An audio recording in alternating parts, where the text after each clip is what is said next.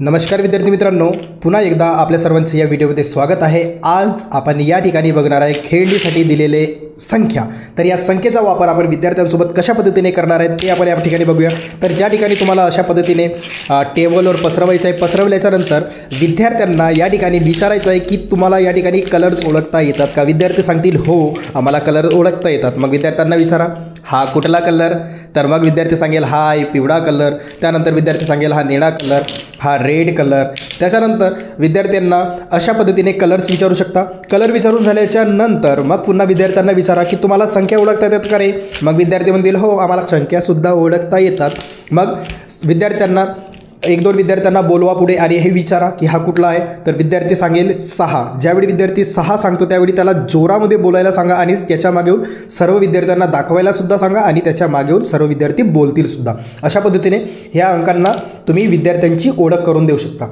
त्याच्यानंतर या ठिकाणी जे काही अंक दिलेले आहेत हे अंक 0 पासून तर 9 पर्यंत आपल्याला अंकांची या ठिकाणी हे खेळणी दिलेली आहे। तर या ठिकाणी विद्यार्थ्यांना सांगायचं की सर्वचे सर्व अंक तुम्हाला बघायचे आहे, ऑब्झर्व करायचं आहे। ऑब्झर्व केल्याच्यानंतर यांना वापरायचं आहे। वापर करत असताना तुम्हाला आता 0 पासून तर 9 पर्यंत अंक या ठिकाणी तुम्हाला लावायचे आहेत। मग विद्यार्थ्यांना हे अंक एखाद्या टेबलवर ठेवा।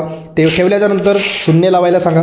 0 लावल्याच्यानंतर मग विद्यार्थी काय करतील, शोधतील। आता शोधत असताना तुम्ही बघा, ज्यावेळी आपण शोधतो त्यावेळी आपण आपल्या मेंदूला कुठेतरी कामाला लावतोय आणि कामाला लावल्यामुळे आपला जो काही बुद्धी आहे ती बुद्धी हळूहळू तल्लख होते। हळूहळू बुद्धीचा सराव आपण या ठिकाणी करतो आणि याच्यामुळे आपली जे काही तर्कशक्ती आहे, तर्कबुद्धी आहे, ती तर्कबुद्धीसुद्धा वाढते।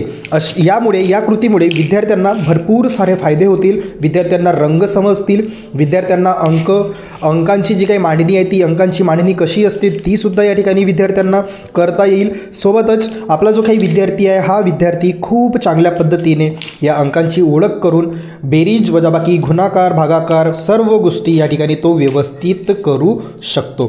तर अशा पद्धतीने आपल्याकडे या ठिकाणी पूर्ण 0 पासून 1 2 3 4 5 6 7 8 9 तर असे हे आपण या ठिकाणी काय केले यांना अरेंज केलं। आता हे अरेंज केल्याच्यानंतर आपल्याकडे काही चिन्हसुद्धा आहेत। मग आपल्या गणितामध्ये कुठले कुठले चिन्ह असतात विद्यार्थ्यांना विचारा।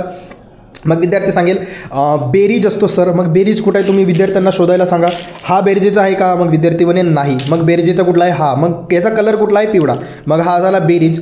मग आणखी कुठला असतो रे, कमी ज्याला आपण कमी करतो त्याला काय म्हणतो आपण, तर वजाबाकी। मग या ठिकाणी विद्यार्थी सांगेल सर हा वजाबाकीचं चिन्ह आहे।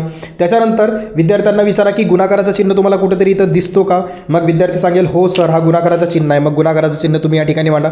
मग गुणाकाराच्या नंतर आपण काय करतो, तर जर आपल्याकडे 6 वस्तू असतील आणि ते आपल्याला 2 विद्यार्थ्यांमध्ये वाटायचे असतील तर मग आपण किती किती वाटणार। मग विद्यार्थी म्हणतील सर हे तर समजलेलं नाही, मग कसं करायचं। मग याच्यासाठी चिन्ह असतो का सर, हो। कुठला, तर आहे हा भागाकार। तर अशा पद्धतीने या ठिकाणी आपल्याकडे आता काय झालेलं आहे 1 0 to 9 पर्यंतचे आपल्याकडे या ठिकाणी नंबर्स आलेले आहेत। त्याच्यानंतर चिन्हसुद्धा आपल्याकडे आहेत, बेरीज वजाबाकी भागाकार आणि गुणाकार। तर अशा पद्धतीने हे चिन्ह, या चिन्हांचा वापर करून याच वेळी विद्यार्थ्यांकडून काही बेरीज वजाबाकी गुणाकार भागाकाराचे प्रश्न विद्यार्थ्यांकडून सोडवून घ्या। जसं की आता या ठिकाणी 2